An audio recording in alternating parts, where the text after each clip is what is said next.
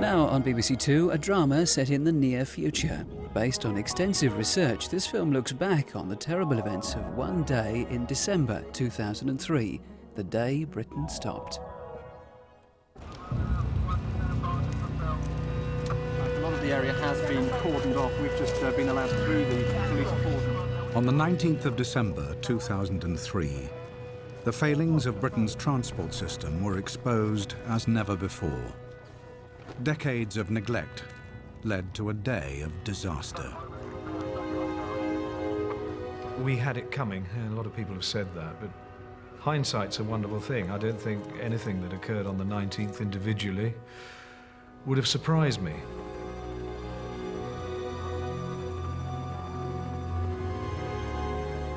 But I really believe there's no way we could have foreseen that chain reaction. It was absolutely no secret that something was going to kick off one day. The times we've sat in that control room and we've had conversations about the whole system going pear-shaped. It wasn't a case of if it's going to happen, it was a case of when.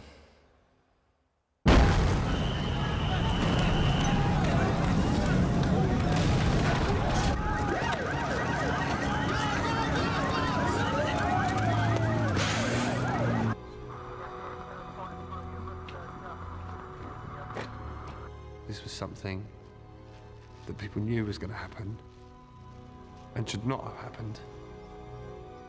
And I feel very, very angry about that.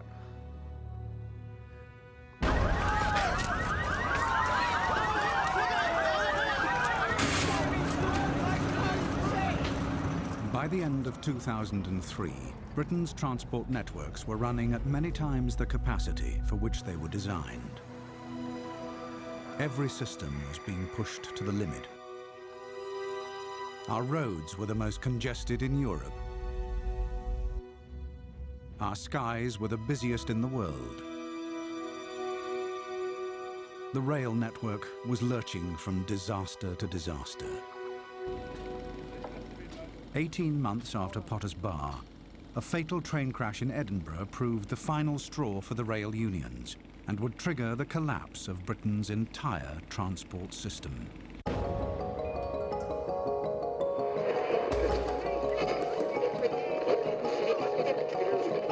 The unions say Waverley, the fifth major rail. Industrial action seems to be being treated after the crash.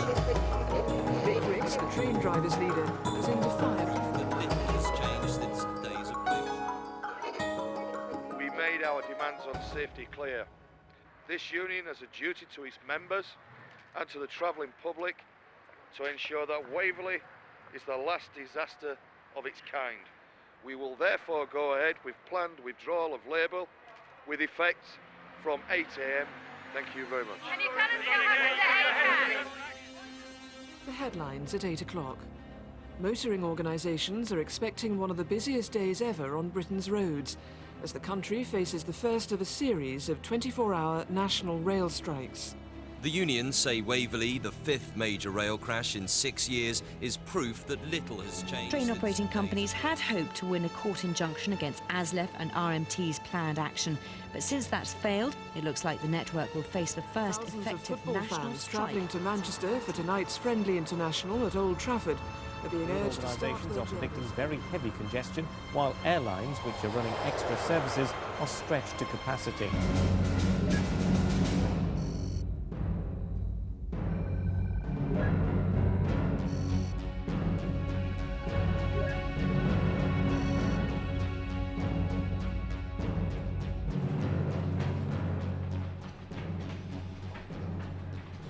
As the national rail strike began, Inspector Clive Turner arrived at the Surrey Traffic Control Centre. As the man in charge of the southern half of the M25, he had the unenviable task of keeping traffic moving on Britain's most congested motorway. Oh, it was probably the busiest morning I've ever seen on the M25, and I really thought that by 8:30, 9 o'clock, something would kick off, because just from the strain of what was happening out there. To start with, it was the last Friday before Christmas and the holiday traffic and that type of thing. The other thing is that the trains were on strike and the tubes, so we had many, many more commuters on the road. Third, we had extra freight because of the train strike. There were all those extra lorries. So I was fully expecting a very, very bad day.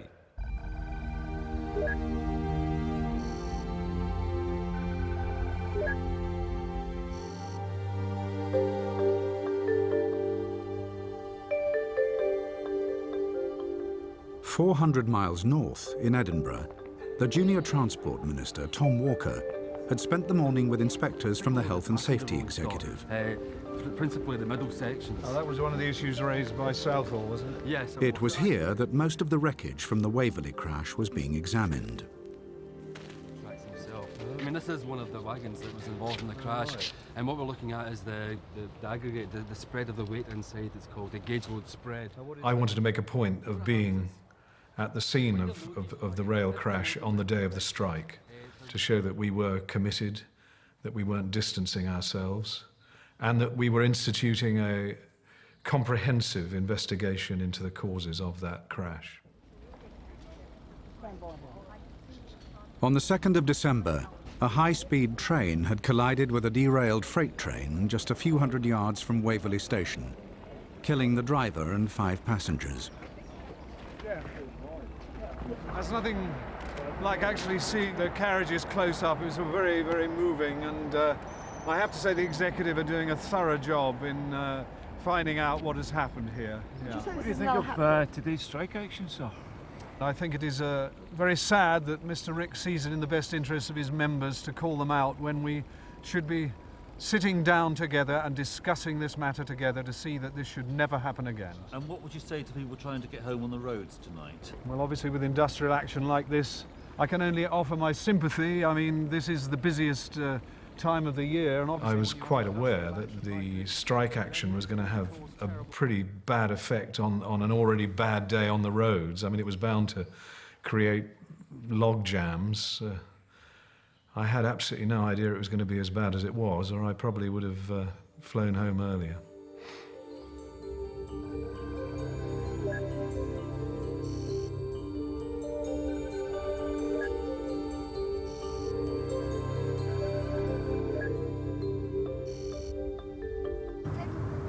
A unique record of the day's events would be captured on video by 12-year-old Thomas Gault. That morning, his family set out for their Christmas holiday in Spain. They had planned to drive from their home in Basingstoke to central London and then on to Heathrow. Marina's parents live in Bilbao, and you know, 1 year we spent Christmas with my parents in Brighton, and the other year we always go to Bilbao. We're just gonna go into town for a bit, because your mum wants to buy a scarf from Liberty's. For Grandma. Marina wanted to go into the West End to pick up a silk scarf for her mum, a last-minute present, basically. She'd had this mad idea the night before. Oh, I'll just go in, pick it up, and then we can go back and get the flight.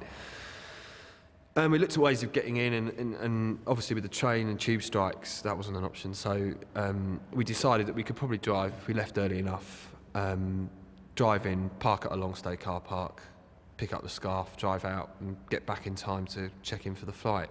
You can wait when we get into London, all right? Are you all right for about an hour? Something like that? All right. Yeah? Good. Sure.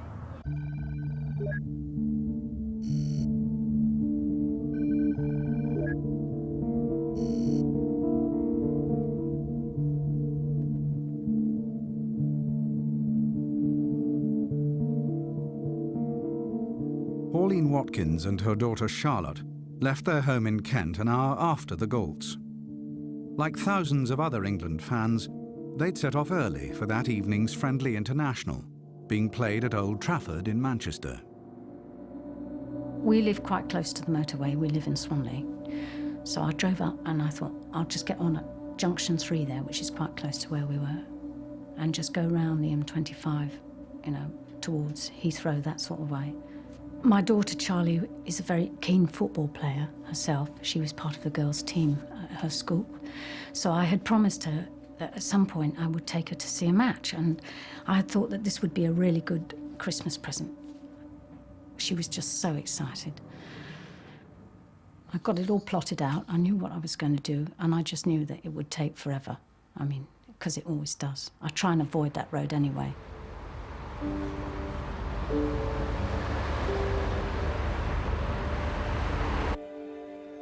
Warnings from motoring organisations of complete travel chaos following today's industrial action have so far proved unfounded. Well, Sarah, nowhere near the level of chaos that we predicted today. We're all doom-mongers, aren't we? We are indeed. I mean, I'm just thinking of at the beginning of the year, remember when the gritting lorries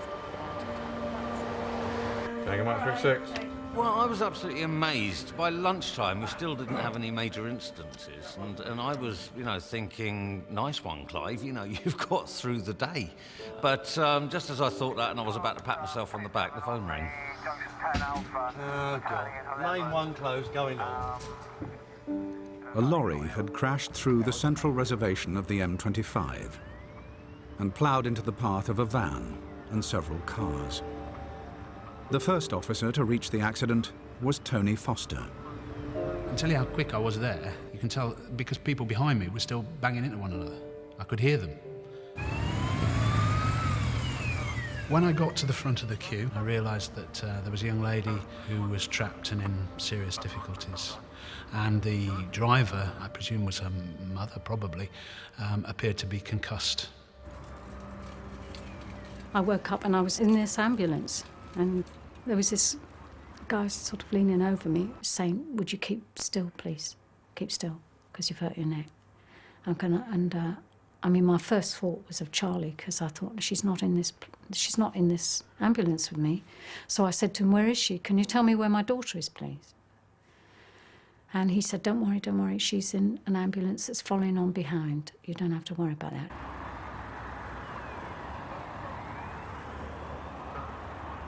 When I knew it was a crossover, I just, you know, my heart sank. I just thought, this is it, you know. Under those situations, we don't have any choice. I mean, like, if there's possible fatalities, then we have to preserve the scene for evidence and that sort of thing. So we had no choice, and we had to close the motorway in both directions.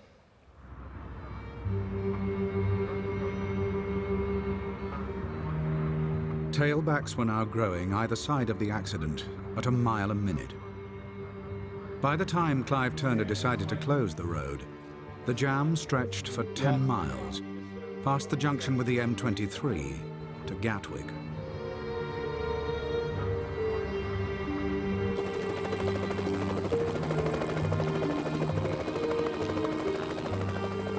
The BBC's helicopter was soon on its way to the scene with Anna Rajan, 5 Live's traffic reporter.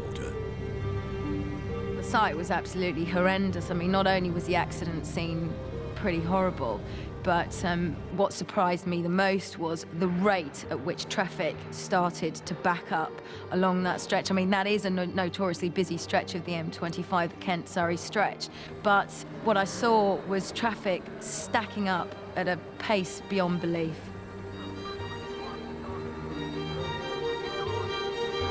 Clive Turner and his team were now in a race to keep the traffic moving around the obstruction. They set a well-rehearsed official diversion through Surrey's minor roads. To be quite honest, I mean, there wasn't a panic. We've had problems like this before. We've dealt with them 100 times before, you know. So, I mean, it wasn't like there was panic or anything. There was just a sort of feeling of, oh God, here we go, you know, again. And I had to cope with it in the way that we normally do, you know, and we cope with worse. One of the drivers forced to take the diversion was Steve Thomas, taking a chemical tanker to Swindon. He was already late for his delivery. We come off at junction 5 and with everybody, so it's now bottlenecked right up, passing back. Then I get a call from the client asking my estimated time of arrival, and I can't really put a time on it. I said I will be there knowing deep down that, I said I'd be there at 2:30, but I was probably going to be there about 3:30. And then we just hit a brick wall. It was bumper to bumper. That morning, workers had started digging up the water main on a stretch of the official diversion, but no one had bothered to inform the police.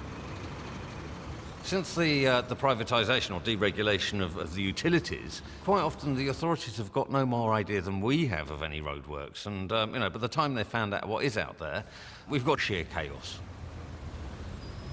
With the official diversion blocked, police sent hundreds of motorists down a hastily devised alternative route towards Kent. But within minutes, this new diversion was at a standstill. I could see up ahead an HGV stopped. And I found it was head-on to another truck coming the other way. Very narrow lane, nowhere to go. Standing next to the truck is an officer from Kent. So I said to him, glad you're here. You can help me shift him out the way so we can get our reroute off the M25 down this route because we're stuck with waterworks over there. He said, that's funny you should say that because this is our designated reroute from Kent for the M25. So what we'd done was we'd rerouted our traffic straight into their reroute from Kent. I mean, it was a total cock-up. This sums up policing the M25, really. There is a bit of a silly situation, I suppose, because we're in charge of the Surrey section, because we're obviously the Surrey part of the police service, and then Kent's in charge of their bit, and Berkshire's in charge of their bit, etc. But in situations like this, there's nobody in overall control. In the end, sometimes you just have to put your hands up. In fact, sometimes, at this point, I just felt like phoning up the highway authorities and saying, they're your customers, you sort it out,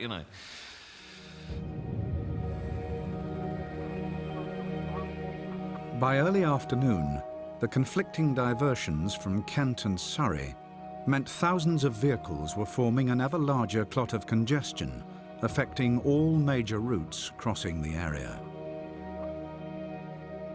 But it wasn't just the country's roads that were under pressure on the 19th. Britain's airports were also struggling, trying to cope with millions of passengers. With extra flights laid on due to the national rail strike, the Friday before Christmas was busier than ever. The demand for air travel has increased, so the sheer numbers of people passing through Heathrow have increased tremendously. There's no slack in the system now. There used to be. There's none anymore. When an airport's running at absolute maximum capacity like that, you have the tiniest little disruption in that tightly run system. And it's a brilliant system when it works. But my God, the slightest thing and the repercussions just spread out like this, like a ripple. But it was not the passengers who would feel the effects of any delays most. It was the air traffic controllers guiding planes through the busiest airspace in the world.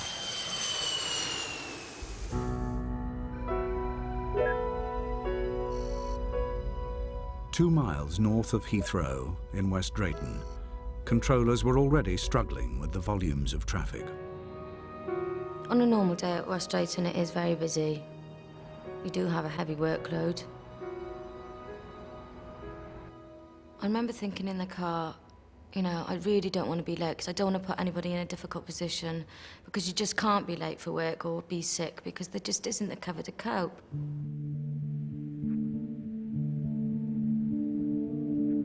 But eventually I got there just in time. When I walked into TC, it instantly struck me how little staff there were. When I started, I had 10 aircraft straight away. Some say it's like a game of three-dimensional chess. You have to combine what you've got on your screen with the data you're given, and then try and imagine a 3D image of what all your aircraft are doing. At 2 p.m, there were already 40 aircraft waiting to land at Heathrow, adding to Nicola Evans' workload. I mean, when there isn't enough space on the ground, the aircraft have to be held in holding patterns or holds. As the final director, Nicola Evans' job was to channel planes from the holding patterns into the final approach to the runway, where Heathrow's own controllers would take over. The final has to knit two streams of traffic and ensure there's correct space between each aircraft, and then hand them over to the tower.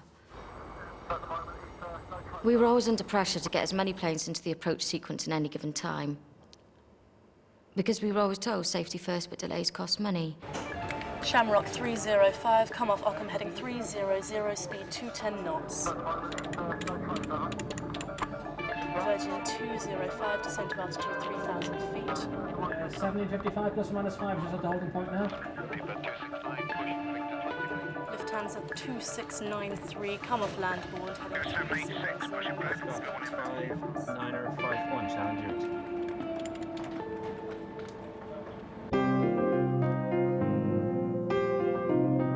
By 2:10, the accident on the M25 was causing tailbacks stretching 40 miles.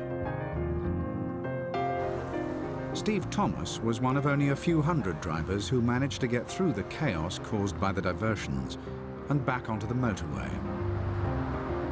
I thought to myself, you know, at least I'm heading in the right direction. And it was funny because there was breaks in the traffic, you see. You know, at one time there was, you know, you bumper to bumper, and next time he was able to pick up a bit of speed. And I thought, well, I'm going to make some time up here. You know, with a bit of luck, I might be able to make Swindon by 4 o'clock. When people are stuck in traffic for a very long period of time, they tend to, you know, accelerate away from it at huge speeds, especially people driving heavy goods vehicles. They're on their way to a fixed location. They've got to be there by a fixed time. That's business. So what happens is that they increase their speed, which is potentially very, very dangerous. Still planning to go into central London despite the heavy traffic, the Galt family reached the M25 30 miles ahead of the accident. They joined a relatively free-flowing section, just a few minutes behind Steve Thomas's tanker. We got onto the M25 and suddenly the traffic cleared, and for a while we were cruising along at 60 and it all seemed to go well, and the mood picked up and actually started feeling sort of quite festive actually, and quite excited about the whole idea, and you know, started even thinking, oh, it would be quite a laugh to go into town and see all the lights and show the kids Regent Street. Just don't all start singing on that horrible chorus, right? Just you wait. It's gonna be a long, long time. Touchdown finds me round and you do fine. I'm not the man I think I am. Oh, no, no, no. All right.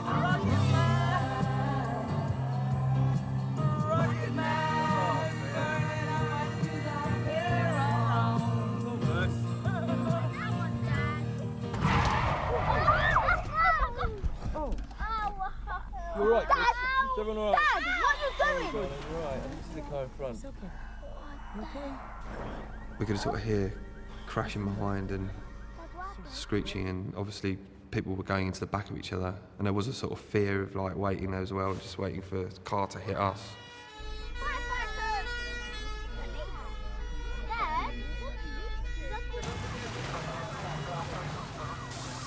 A few hundred yards ahead of the Galts, Steve Thomas's tanker had jackknifed and overturned. I don't know if it was my fault, the accident, because I can't remember. I'm not a religious man, but I just thought, thank God, you know. You know, I got away with it, which is all you can do. If you walk away from an accident, you've got a result.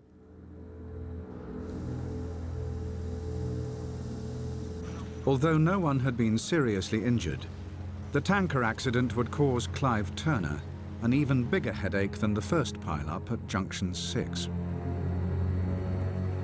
You have to get a crane through practical gridlock to the tanker to put it upright. And then, when or if you've managed to do that, you then also have to get a tanker, in this case down from Essex, to decant the chemicals into. Now, when you've got virtual gridlock on the M25, getting a crane and a tanker through practically half of the M25 is a pretty difficult task, as I'm sure you'll understand. Not yet. I took a few minutes to weigh up all the options, and to be quite honest, there weren't any. So, you know, in the end, I, had to close the motorway. I suppose the feeling really was one of helplessness, because we knew that there was nothing we could do. You know, we've now got a situation on our hands which is spiralling out of control. The extraordinarily high volumes of traffic that day meant that soon every journey across the region would be disrupted. Even the emergency services were finding their work hampered by the growing congestion.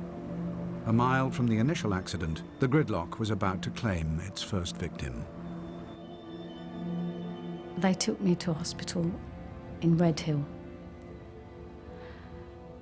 And I was just lying in this cubicle for hours. It seemed like hours.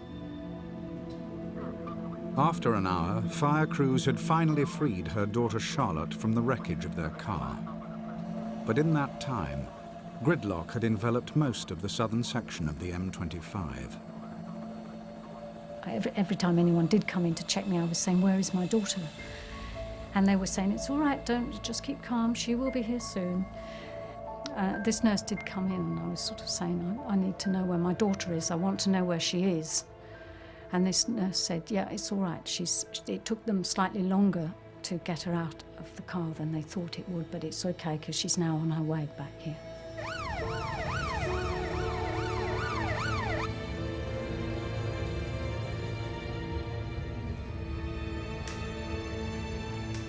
This young doctor suddenly appeared through the curtain, and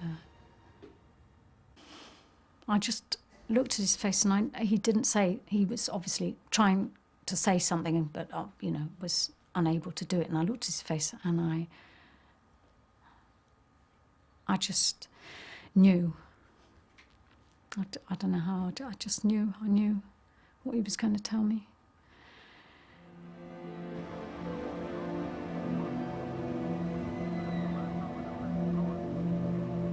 They were giving a blood transfusion, and they said they needed to get to the hospital quickly, obviously because of this massive injury.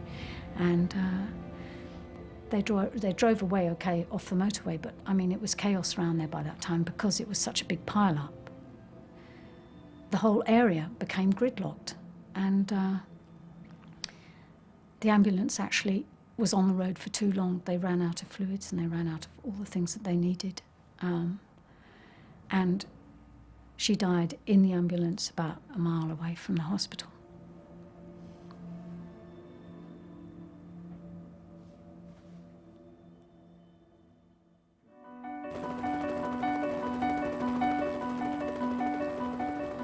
Well, by 3:30 in the afternoon, there was so much congestion on the motorway, on the M25 and on surrounding routes.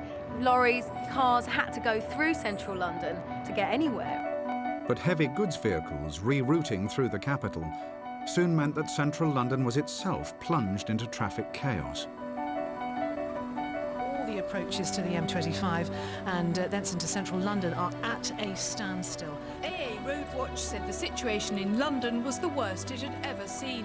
Earlier traffic... If anything happens on the M25, there's a knock-on effect throughout the country. I mean, it's basically the biggest roundabout where all the other motorways meet, not all of them, but lots of them. We were hearing from Godstone, from the control centre, that our incidents on the M25 were having a knock-on effect right down as far as Portsmouth and Southampton. The M2 was a car park for lorries. The freight that was going off to the Channel Tunnel was a standstill. Each individual incident in and of itself wasn't anything unusual. What was unusual was the combination of the effects of those, coupled with the National Rail strike on that particular day. In the Midlands and the north of the country, everyday accidents, disruption and bad weather were having a similar effect, creating gridlock on a massive scale. It was the sheer weight of traffic that caused the problems, the unexpected problems. M23, which is now stacked northbound from Gatwick. The M1 is starting to stack southbound. And of course, the M3, the M11, the M20 are all absolutely barging with traffic. All national motoring organisations are wanting to keep off. A day of havoc on Britain's roads. Gridlock on the M25, paralysing the road network in and around London. But the traffic chaos is not confined to the southeast. Northbound through Yorkshire, the A1 is experiencing particular problems. Kettering and Northampton have seen heavy congestion throughout. By further emergency bridge work being... Chaotic traffic jams in memory. Nightmare, completely gridlocked. At a standstill. Much of the surrounding is paralysed. Joining us on the line now is Mick Ricks. He is the General Secretary of the Rail Union ASLEF. Well, Mr Ricks, are you proud of bringing the country to a standstill? Well, I don't think there's any need to be proud or vitriolic about anything. I think this action is well justified.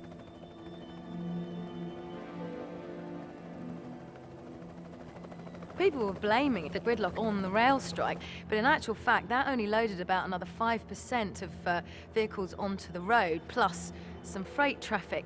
But we're running at such high capacity in this country that it only takes the tiniest thing to bring everything to a grinding halt. By late afternoon, this wasn't a normal situation. It wasn't even anywhere close to a normal situation. I could see the whole country coming to a standstill. Latest on this very difficult evening, here's Sally Bozeman. Thank you, Johnny. Well, traffic around the M25 is now virtually gridlocked following two major closures. Now, there's one between junction 7 and 4, the Orpington and M23 exits. There's another one at junction 13 near Staines, which, by the way, may be there for some hours to come, according to police. It came on the radio that there was going to be a long wait if you were stuck on the M25. Stay with your vehicle! Stay with your vehicle! Stay with your vehicle! The police would sort of come past every so often and just making announcements about everyone stay in their cars. We're dealing with the situation. Sort of bear with us, you know. It was bloody cold that day. Really, really cold. 4 hours of that. And that is a really long time to sit there, not moving. Dad, can you turn the heater on now? One wrong? You're really cold. Yeah. Right, only for a bit, okay? Yeah, Because we're going to run out of fuel if I keep on the road. Too cold for walk. I think it was about 5:30 that we realised that, you know, Marina finally realised that she wasn't going to make it into town. But then there was a concern about actually getting on the flight because, you know, we weren't getting anywhere. So I said, let's try and change the flights. Tomorrow morning, the first flight. Thomas. And which class of ticket is that? That's... What is the latest time we can check in? And if we miss the flight, we miss the flight. Okay. Non-refundable, non-changeable. No, I understand. You know, that was it. It was either you get there or you lose it. We're not going, are we? Yeah, we are. I was prepared to actually write it off and think, okay, well, you know, we're not going to make it. But this really annoyed her that we'd splashed out all this money on the flights. We booked them months before. You know, it had all been planned meticulously, worked out by her when we were arriving, and I think that was her reason really for wanting to make sure that whatever happened, she was going to get us on that flight.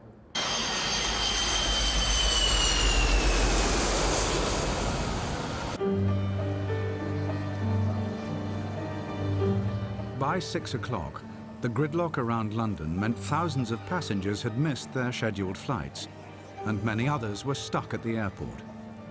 Essential staff, including pilots and air traffic controllers, were now stranded, unable to get to work. Staff in Heathrow's tower feared the next shift might not make it through the traffic in time. As a supervisor, I was actually a bit worried. I was ringing the controllers to see what time they thought they were going to arrive. And one of the ground controllers said that he thought he was going to be late, and he was very worried because the state of the roads was pretty bad. Tower controllers look after as many as 87 planes landing and taking off from the airport an hour. Heathrow normally operates with 2 parallel runways, one for arrivals and one for departures. We would potentially have to close one of the runways and then amalgamate flights into that one runway, using the staff who had turned up. But closing a runway would lead to the cancellation of dozens of flights and cause severe delays to those planes heading to Heathrow. Approach controllers at West Drayton would then face yet more pressure to pack planes closer without compromising safety. But the problem is, if you put the planes too close together, then you're going to get an earful from the tower, because the plane's going to have to go around, because they wouldn't have enough time to clear the runway. Which means then that's an extra 15 minutes, because the plane's going to have to be vectored back round into the approach sequence. I mean, that used to happen once or twice a day at Heathrow. I mean, it's quite common.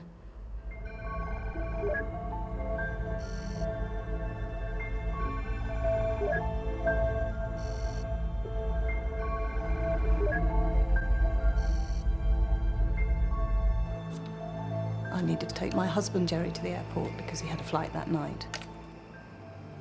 As part of our daily life, we tended to always be on time for things. Jerry, you know, was very strict about timekeeping and being punctual. He has to be. His flight was due out at 8:30, and it was a flight to Toulouse. Now, normally, pilots have to be at the airport about an hour and 15 minutes beforehand. But we'd been sitting on the road, on the A4, for best part of 2 hours. And we weren't far from the airport. This was the ridiculous thing. We were only 1.5 miles or so away. And, I mean, I was really upset. I knew that we should have left earlier. I knew that we should have left when he'd said and not when I did. Jerry looked now highly likely to be late, and this was just unthinkable.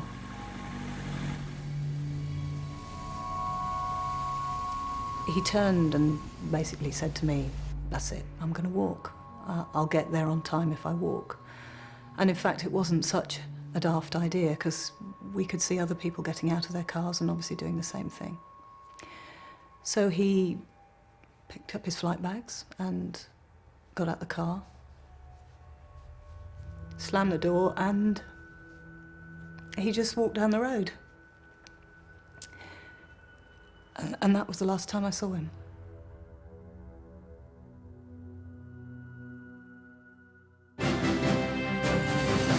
Good evening. On what is already being called the day Britain stopped a national rail strike, severe delays at all major airports, and this evening much of the country's roads network at a complete standstill. Tonight, with the emergency services at full stretch across several regions, we ask, is the United Kingdom facing a transport meltdown?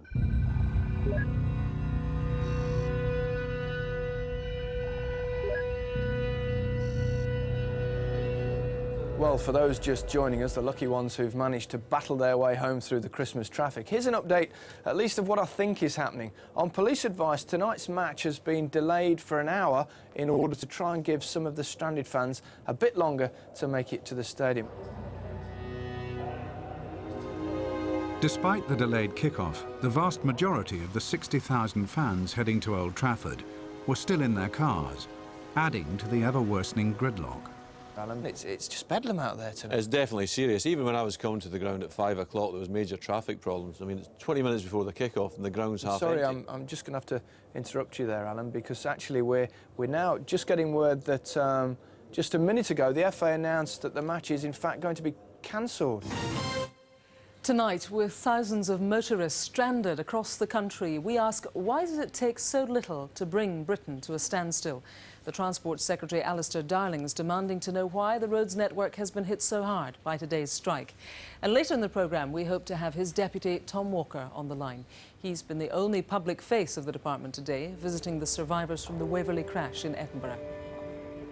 Speaking to journalists outside Edinburgh's Royal Infirmary, the Transport Minister was still hoping to ride out the political damage caused by the strike. You'll have about 10 minutes to put your questions to the Minister. Good evening. Prime Minister, what have you got to say to those people who have been stuck in traffic for hours on end?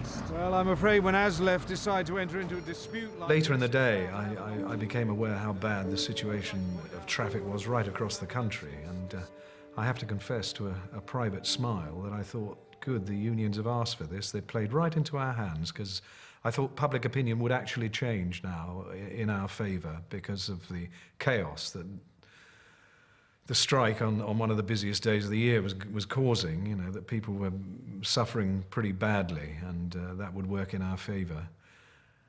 That, of course, was before I was aware that it was turning into something completely different, into a real tragedy on a human scale. And I would like to point out that since last December we've spent £5.5 billion in widening the roads where we thought necessary, the M1, the M6. But when ASLEF come up with... I realised it was blowing up into something very bad was when I heard they'd actually cancelled the international, the football match, because that really is serious business in political terms, never mind anything else. But it was obvious things were very bad, and just after that I got a call from the department that I'd better get back down to London as soon as possible.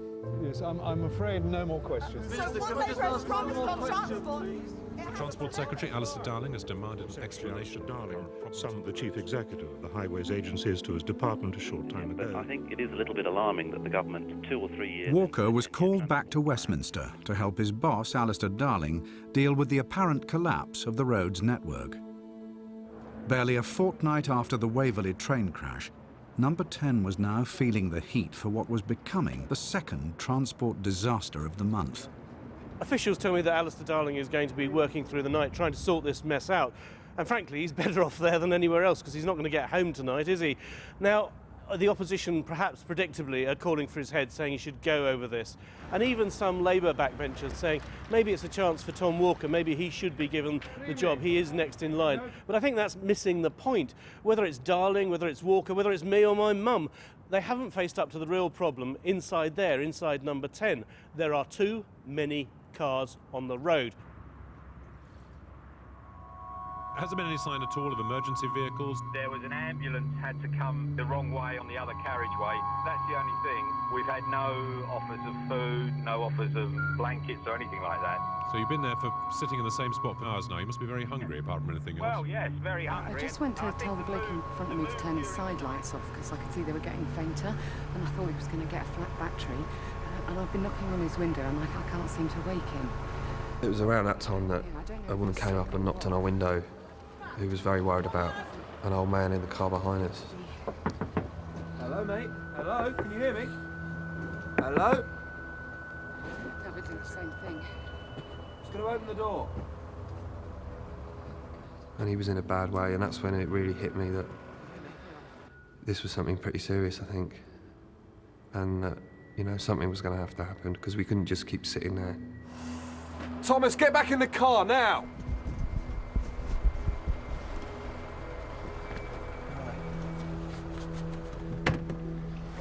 What happened? Is it going to be okay? I hope so. They're taking him off anyway. It's just a bit of, he's feeling the cold a bit, you know. The cold? Yeah. All right, kids.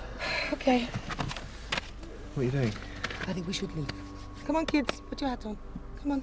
Anna. No, we can't just leave. Why not? Everybody else is leaving. Marina? She worked out that we were about half a mile away from Heathrow. Marina, we can't just leave. But police were everywhere, you know, because they were dealing with this guy behind. So I was kind of very worried about, you know, they were telling us to stay with their cars. I mean, I'd still worried about getting arrested. Look, they're all just getting cuffed. You know, the police are just there. Look, they might see us.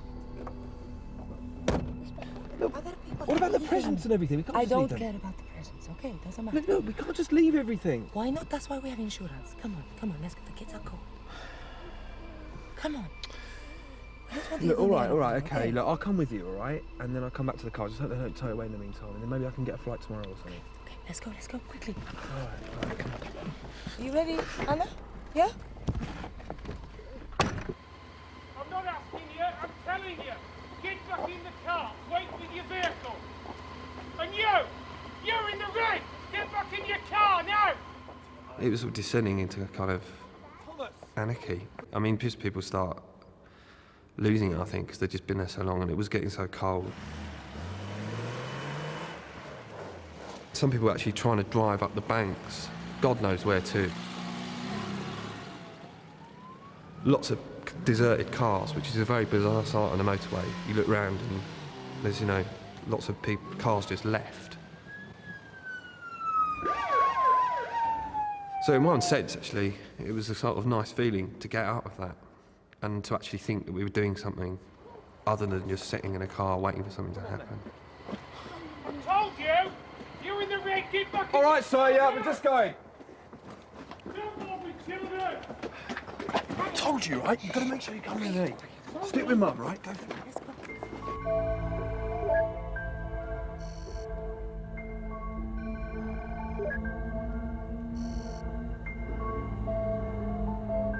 By about 10:15, everyone was really jumpy. Also, my replacement hadn't arrived yet. And I remember thinking, oh, here we go again, because it had happened to me a couple of times, well, more than a couple of times, while I'd been working at West Drayton. And that can be quite difficult because the hours are restricted, because, it can be extremely busy. The next shift of controllers should now have been at work preparing to take over. Strict guidelines limiting working hours meant Nicola Evans was due to finish at 10, and in an emergency could only work on until 10:30.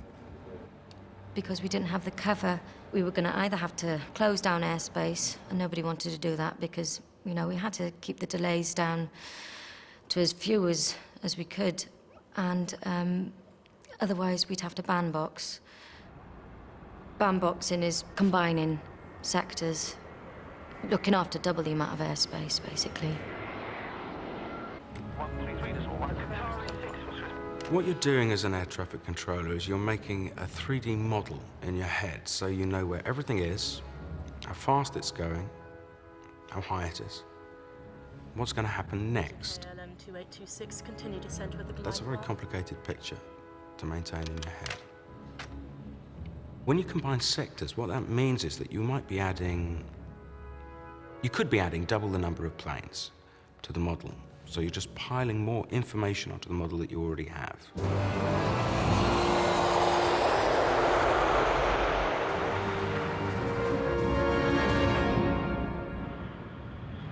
is that another convoy? It travels so fast. Turn that thing off. We've just got to get there. Please, turn it off. Why? Because we've got to get there. We just walked about half a mile, I suppose, but it seemed quite a long way. Just through very dark, muddy fields.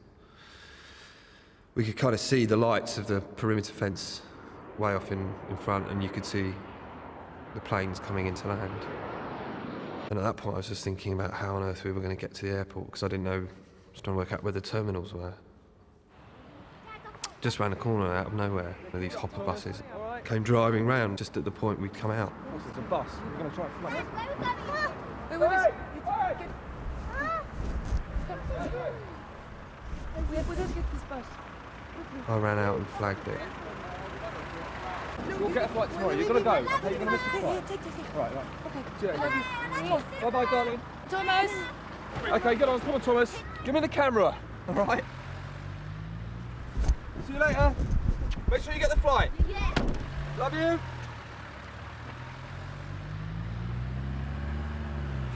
Bloody hell.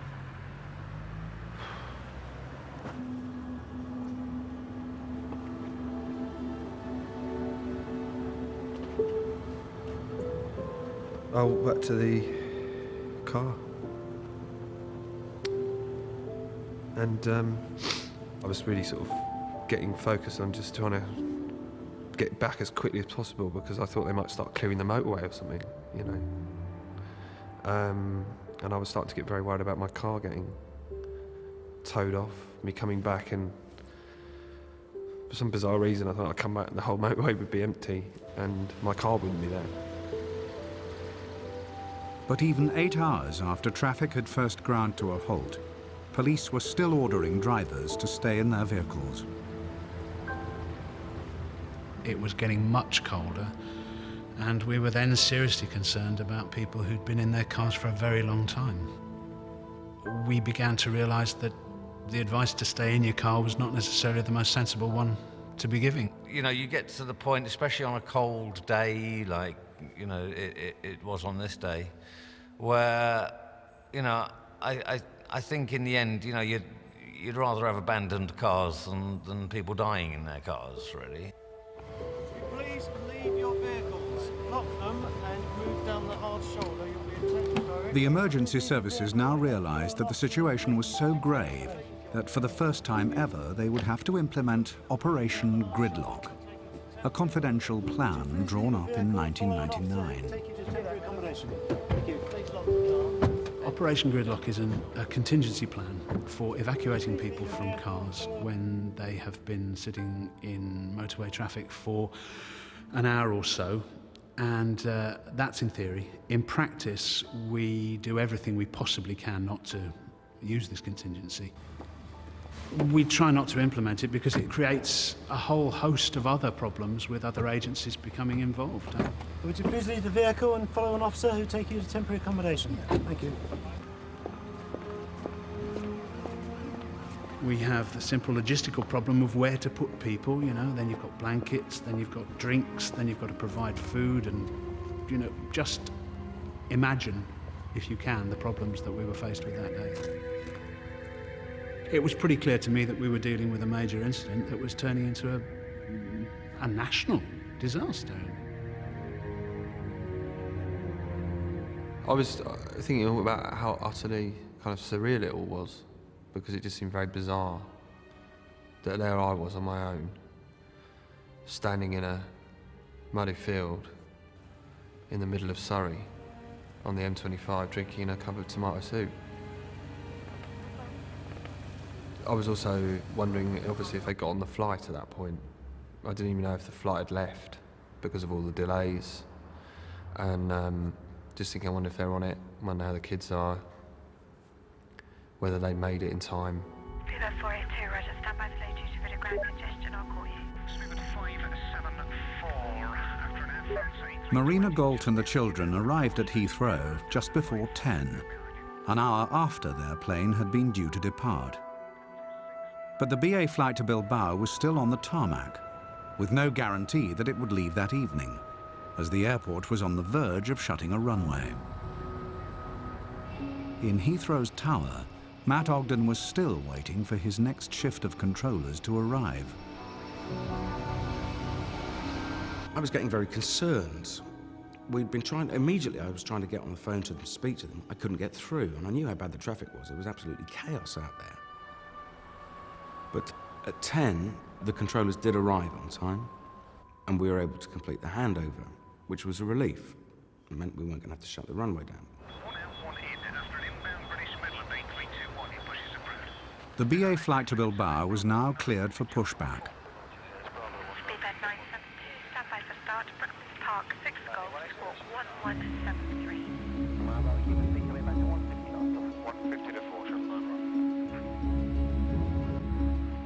By 10 o'clock, everyone was hands-on.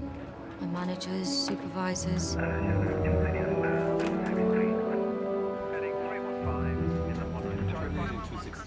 And I felt really sorry for my supervisor because she was really under a lot of pressure to, you know, reduce the amount of delays. Turn left heading 120 to intercept ILS runway 09 left. Cross runway 27 left now, block 82, Speedbird.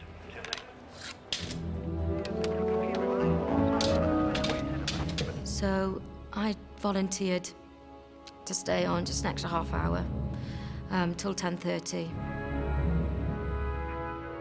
At what should have been the end of her shift, Nicola Evans had agreed to double her workload and continue for an extra 30 minutes. As the final director, she was the last person to speak to pilots before they switched frequencies for Heathrow's tower.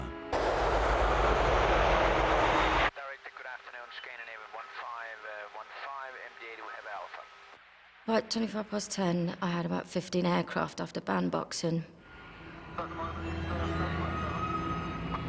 7305, descent to altitude 3,000 feet. I was just feeding them through into the approach sequence. At that time, I remember I had an Aer Lingus, a CSA, and a Speedbird 767. So I cleared the Aer Lingus for the approach sequence and told the pilot to contact the tower. Shamrock 305, speed 160 knots to 4 DME, contact Heathrow Tower on 117.1. Push approved, everyone inbound parking on the right side. I thought it best to tuck the CSA in behind the Aer Lingus. Photographer 101, contact Heathrow Tower 118.7. About 25 past. I remember looking at my watch and thinking, you know, my relief hadn't arrived yet. And I remember looking around and there was nobody there to cover me. And then I looked back at the screen and I realised that the separation was degrading. And looked down at my strips and realised that I'd turned the CSA into approach, but I hadn't slowed it down. The Czech CSA plane was now getting closer and closer to the Aer Lingus aircraft in front. Without adequate separation, it would have to carry out a missed approach or go around, as the Aer Lingus plane would still be on the runway. And it sounds stupid, but the only way to contact the CSA plane was through the tower, because the pilot had already changed frequencies.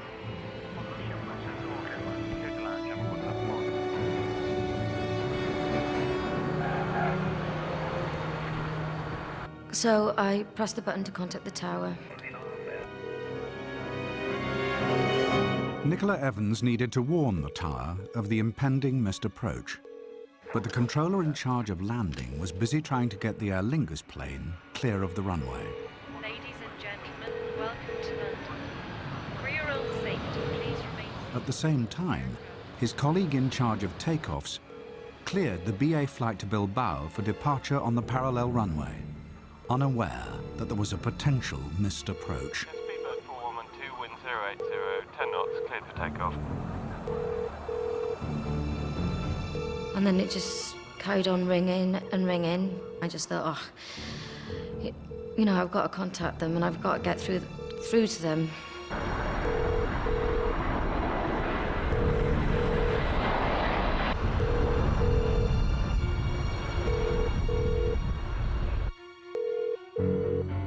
I pressed the button for the priority line, and that was ringing and ringing, and it must have only been a few seconds, but it just felt like forever.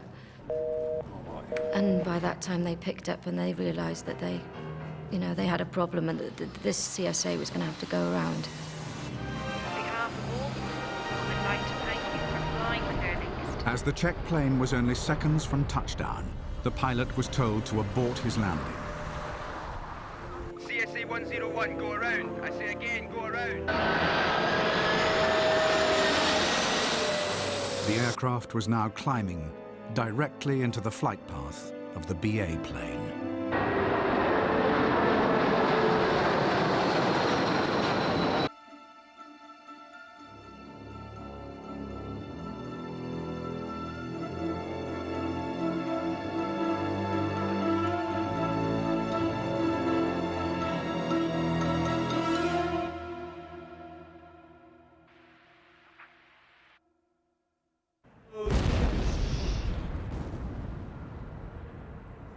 Bloody hell.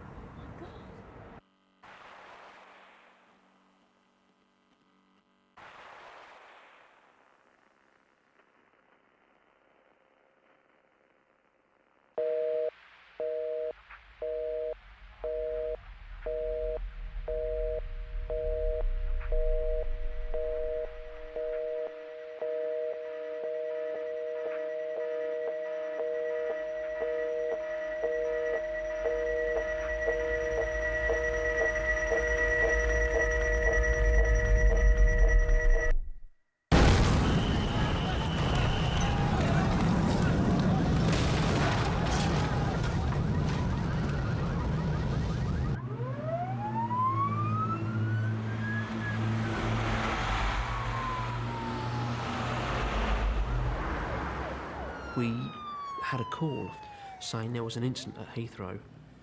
We immediately turned the ambulance around and I could see this huge red-orange glow of fire on the horizon.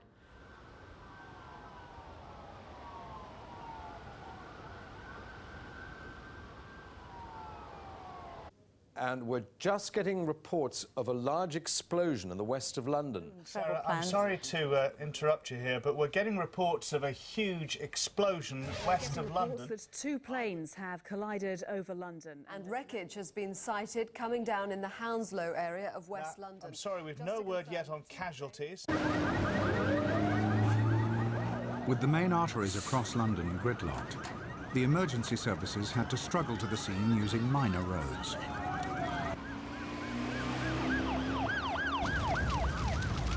By the time they reached the first of the many crash sites, burning wreckage and aviation fuel had started dozens of fires in residential streets across Hounslow and Boston Manor.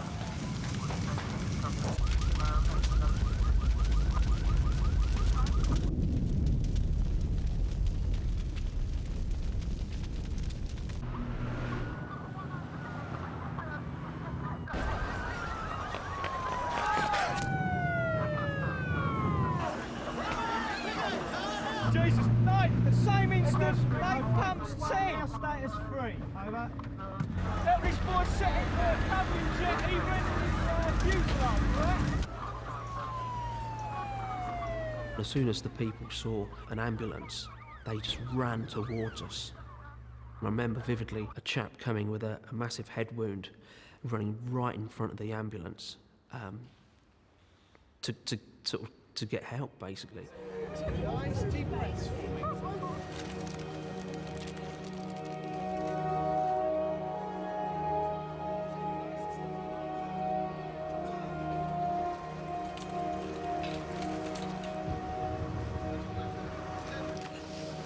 Well, on the line now, we have an eyewitness who's very close to where the wreckage came down, Sam Wilkes, who lives just a few streets away. So what did you see?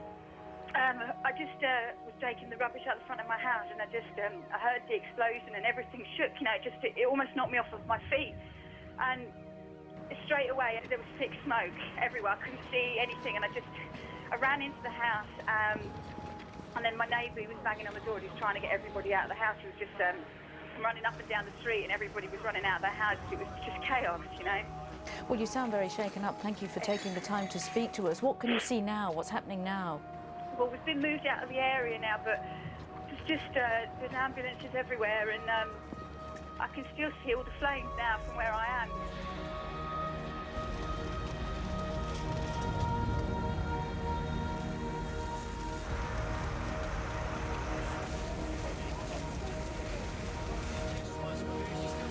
Just get him in and we'll check. We all thought it was a terrorist attack. That was the general feedback that was going through all the paramedics, all the different services there. And since 9/11, all the training drills that we have undertaken have been related to terrorist attacks. What was going through everyone's mind was, are there more planes coming down?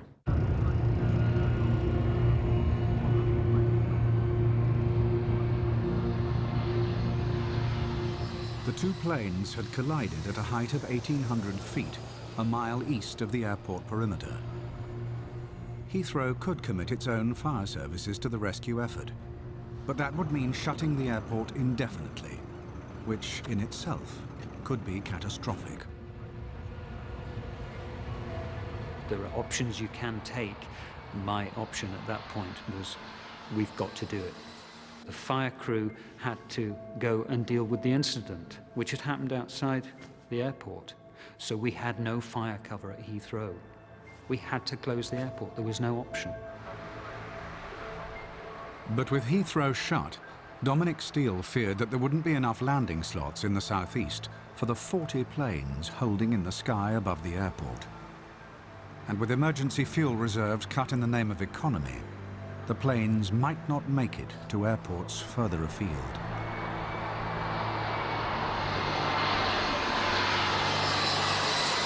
It has to be, I'd say, the worst hour of my life. When you take a decision like that,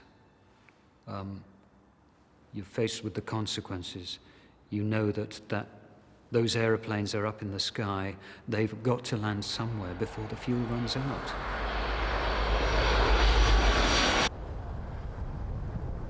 On one of the planes scrambling to find alternative landing slots was the junior Transport Minister, Tom Walker, on his way back from Edinburgh. We got to Heathrow and we started circling in a stack for about half an hour.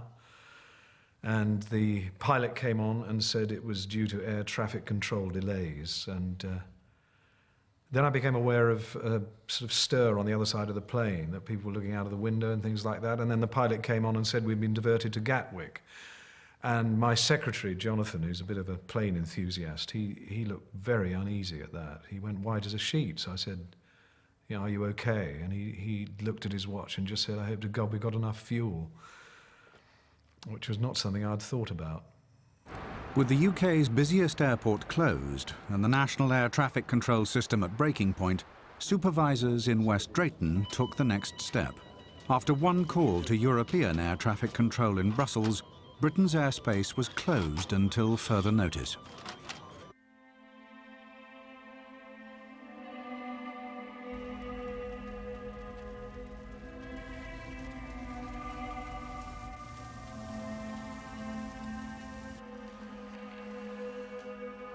It was only when we got more information from the police helicopter that we actually found out where the actual crash site had finished, and it was huge.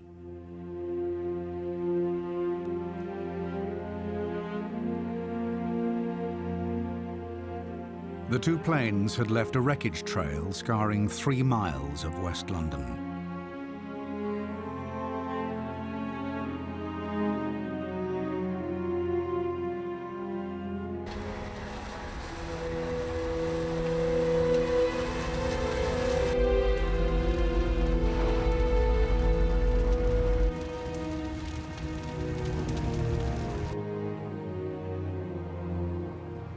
At approximately 10:29 this evening, 2 aircraft, a British Airways flight BA112 and a CSA check plane were in collision over Hounslow. It's still not clear how the accident happened, nor do we have any figures yet for the number of passengers and crew on board. I'm not able to give you any further details at this time. There will be a full briefing at 1 a.m. at the Heathrow Airport Press Centre. Thank you. How wide now is the crash site?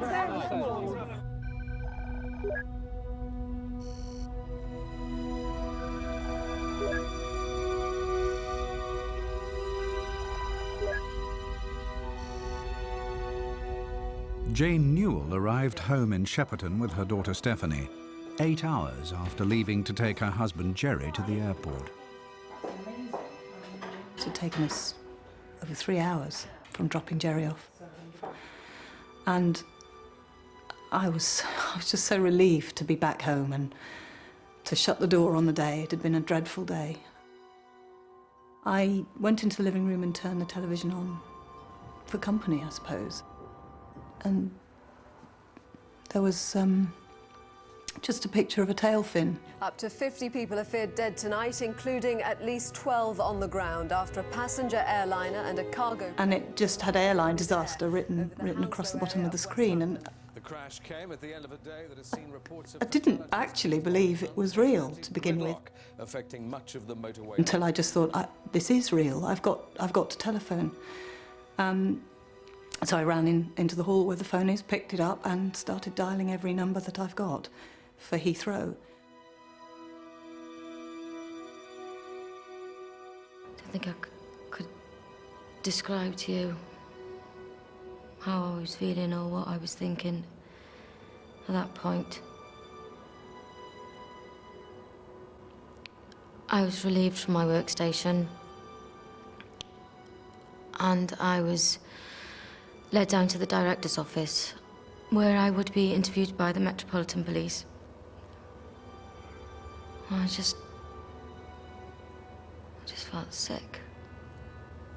Really sick. I just thought, what have I done?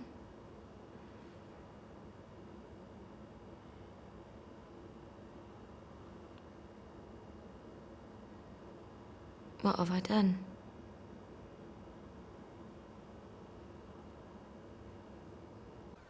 On the other side of London, news of the accident came as no surprise to one of aviation's leading experts. Britain has a strong record of air traffic control safety, but despite this, he'd been predicting just such a disaster for over a decade.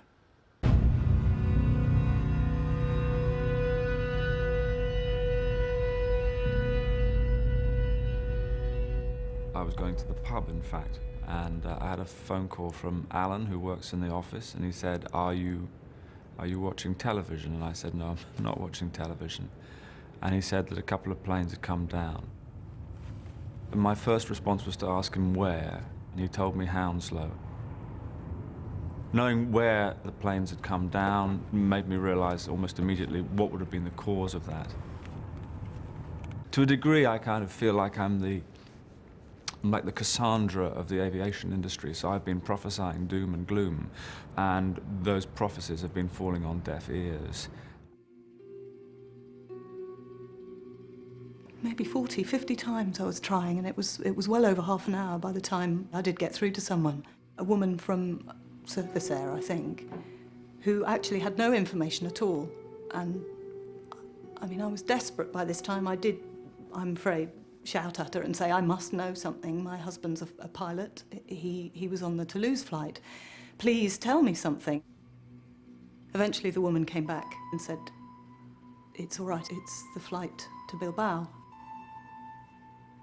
I was virtually crying. I was so pleased it wasn't Jerry's flight. And then the phone rang again. I thought, you know, it had to be Jerry. He'd heard, and he was just going to phone and tell us it was all right. But it wasn't. It was the airline. And a very, very softly spoken man introduced himself. He said he was very sorry, but normally they'd send someone round in person. And I just stopped him. I said, no, it's all right, it's okay. You know, I've spoken to someone, and Jerry's fine. It's okay, you've got the wrong person. And then there was a silence. And he said, yes, but the Toulouse flight was cancelled, and Jerry's flight was the one to Bilbao. Stephanie was just staring at me. She couldn't hear what they were saying, but she knew.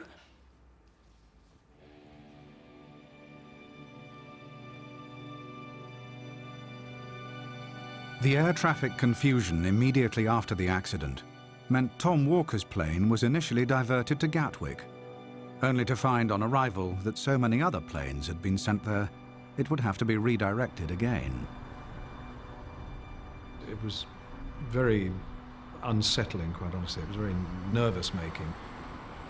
Then we were told that we were going to divert again, and the pilot said he was going to try and land at Luton, and I could see that Jonathan was then very, very unsettled and nervous. And as a passenger, you're completely powerless. You're sitting there, and you're never aware how close to an emergency you might be. So when we did land at Luton, which was quite a bumpy one, we were all very relieved. You know, everyone cheered, and we got out through arrivals, and there was a great crowd of people around one of those big TV screens up on the wall, and they were watching the news, and that was the first clue I'd had that something terrible had occurred.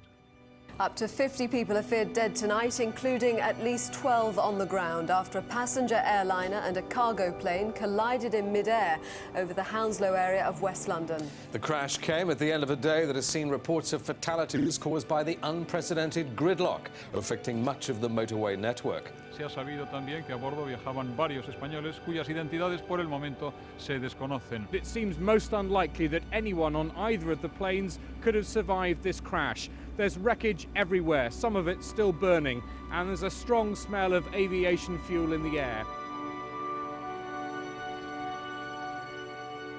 At one of the many temporary shelters set up around the M25, Julian Galt was about to learn of the crash.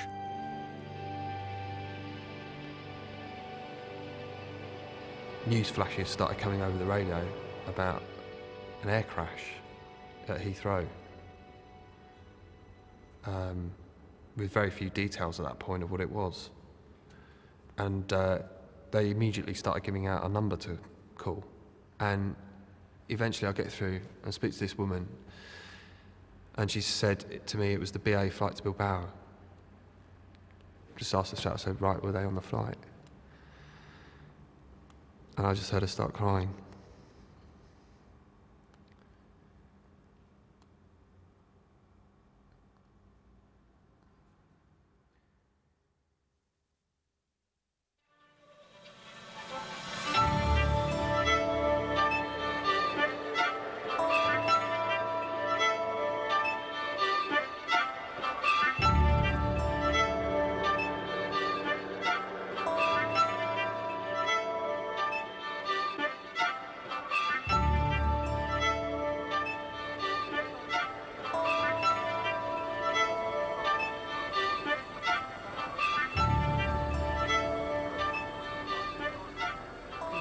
Death toll from yesterday's mid-air collision over London is 87.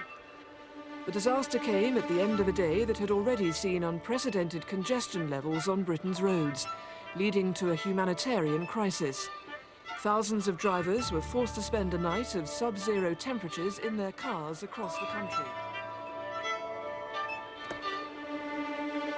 I decided to go out and actually have a look. You know, we were only on the edge of the motorway, the control room, so I went out and had a walk on the slab, as it were. It's probably the most surreal thing I've ever witnessed, because there was the M25, and for the last few years of my life, been watching cars zooming around, you know, and it's been this sort of like continuous humdrum noise of traffic. And there was a sort of deafening silence and abandoned vehicles. There were people starting to turn up and reclaim their cars, and there were sort of like passages now where we could get tow trucks through and move things out the way, and that was starting to happen, but it was obviously not going to take, you know, a day, 2 days, it was going to take weeks. As police and the army struggled with the logistical nightmare of clearing the roads, the impact of the nationwide gridlock began to emerge. 5 people had died from hypothermia. Tens of thousands had been trapped in their cars overnight, and nearly 1 million vehicles were still abandoned on the motorways. 64 passengers and crew had died in the mid-air collision, and 23 had perished on the ground. But it was remarkable that the death toll was not even higher. Burning wreckage and fuel from the collision had destroyed 35 buildings and caused damage to dozens more. It's just after 8:10, and on the line is Tom Walker, the Transport Minister. Do you have any idea at the moment what the cause might have been? Well, I'm afraid it's far too early to get a full picture of the precise causes of the disasters. I've just come from the crash site. The emergency workers are still searching through the debris. It's clear they're going to be doing so for a very long time yet. But I'd like to pay tribute to their courage and tireless efforts. It's been a desperately difficult time for everyone. But the House went into recess yesterday. Do you think Parliament now should be recalled? A lot of people will feel this. Yes, well, I certainly feel that the whole Parliament want to address the problem as soon as possible, John, possibly before Christmas, but to express our collective sympathies. But I really can't speak. Statement, Prime Minister. Mr. Speaker, sir, I know that the whole House will wish to join me to convey our shock and heartfelt sympathies over the tragic air accident which has led to the loss of so many lives.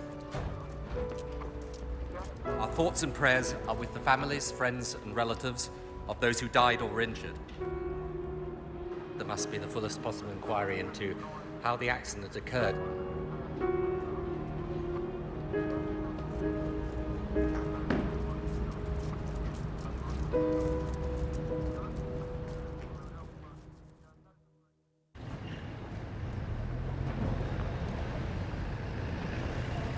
The 3 air traffic controllers whom it's alleged may have been responsible for the Hounslow air disaster face charges of multiple manslaughter. Nicola Evans, Rick Sullivan and Dolan Cannell were all working for National Air Traffic Services last December when the BA jet collided with a Czech. One man would hold the key to their defence.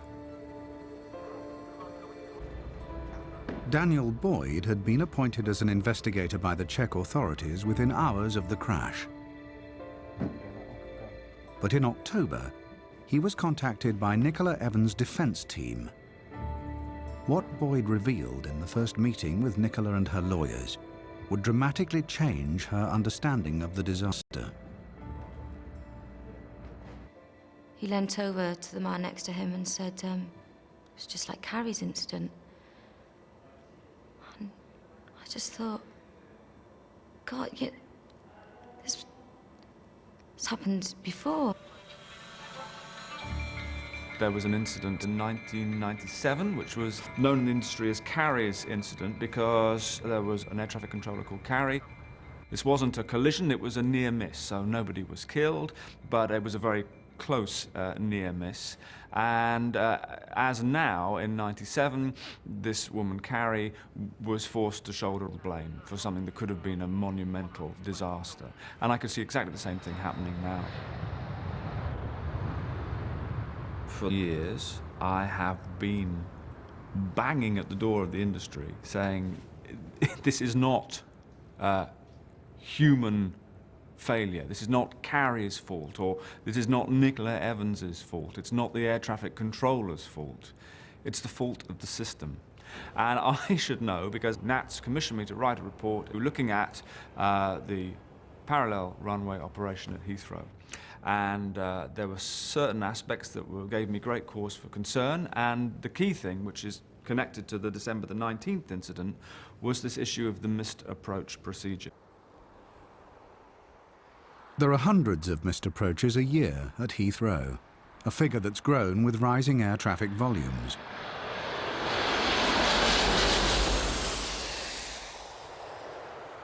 The missed approach procedures are designed and regulated by the Civil Aviation Authority. But long before Carrie's incident, Boyd had identified problems in work he did for National Air Traffic Services. When I found that out, I was feeling very angry. We were never told that the missed approach procedure, could be dangerous, and that I had shouldered much of the blame, and there were other parties that were to blame, not only myself, and that I'd taken the brunt of it all.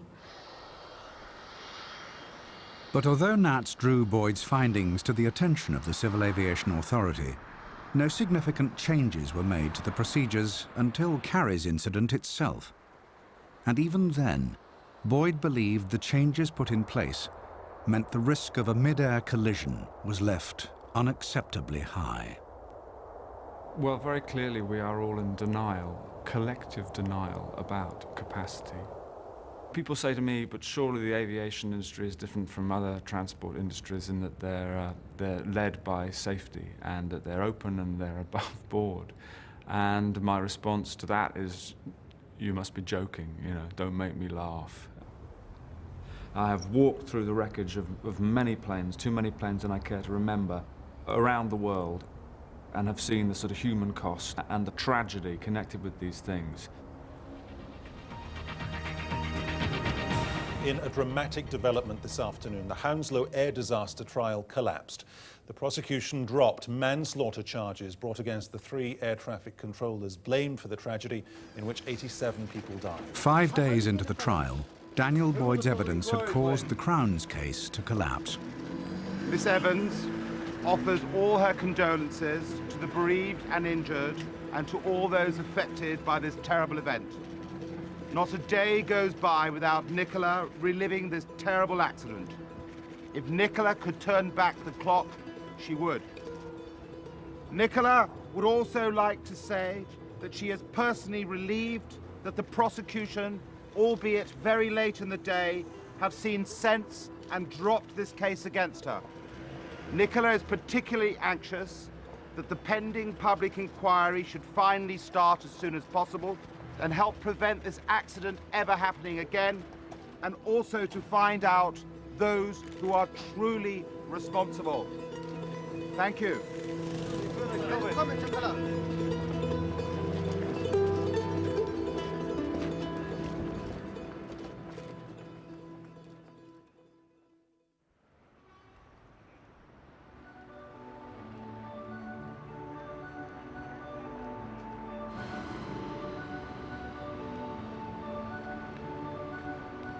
One year on, a service was held at St Bride's Church in central London in memory of those who had died in the accident.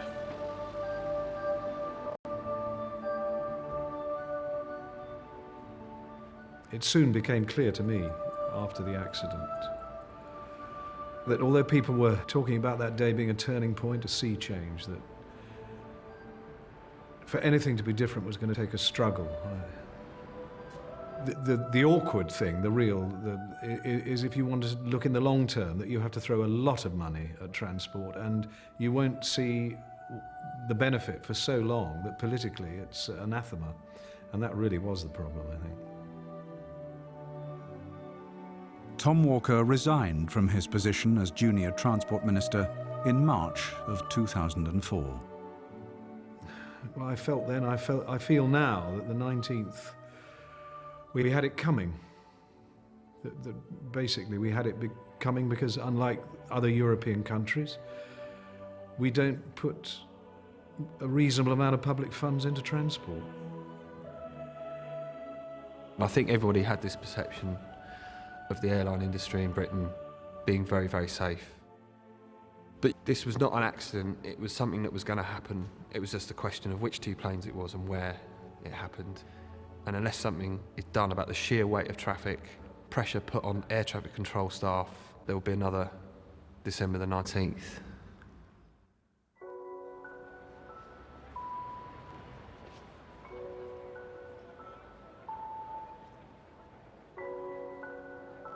It was very difficult for me to see the victims' families there.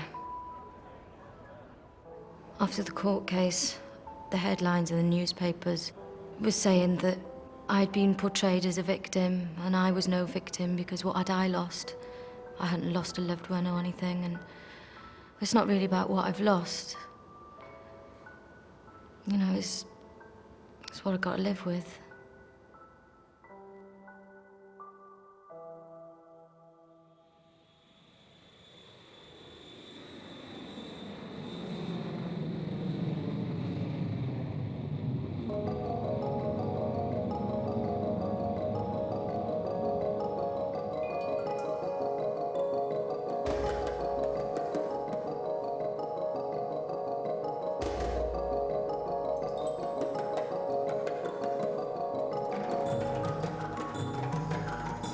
To watch an interview with the programme makers about the detailed research behind tonight's programme, log on to bbc.co.uk/Britain Stopped, or digital satellite viewers can press the red button now. Newsnight discusses the issues raised in The Day Britain Stopped here on BBC Two next.